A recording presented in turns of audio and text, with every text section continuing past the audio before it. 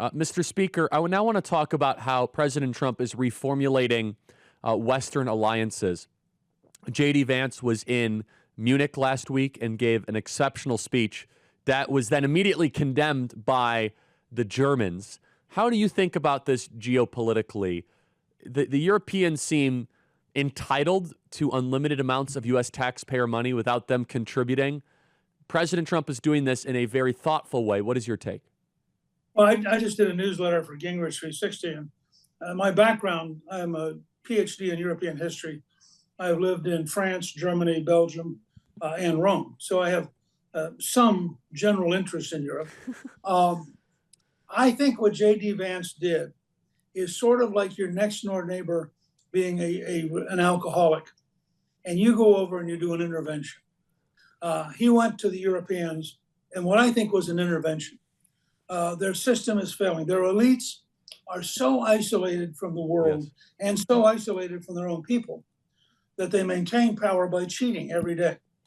And Vance, it's a very courageous speech. He actually made two speeches, one in Paris on artificial intelligence, and then a speech at Munich. And they both had a similar pattern. I just did some numbers a while ago. There are $15 trillion companies that are American, 4 that are Chinese, and then Saudi Aramco. There are no European companies that are trillion-dollar companies. Well, the Europeans chose regulation rather than innovation, and it's now destroying the continent. And they're a husk of their former selves. Do you think that? So let's talk about some of the domestic political issues in Europe. J.D. Vance made it a point saying, not only are you guys, embracing regulation and strangulated, laws against your business, but also they are cracking down on freedom of speech. I mean, in Germany, there was this extraordinary piece of tape on 60 Minutes this last weekend where they said, you can't insult somebody online. You're not allowed to say, get out of my country. This is considered to be hate speech.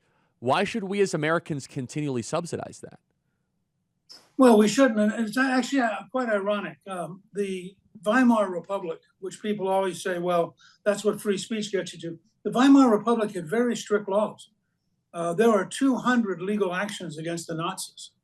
Hitler at one point is barred from speaking in Bavaria. So it's not like the Weimar Republic was this wonderful world of free speech. In fact, they were trying to find ways to restrict communists and to restrict Nazis.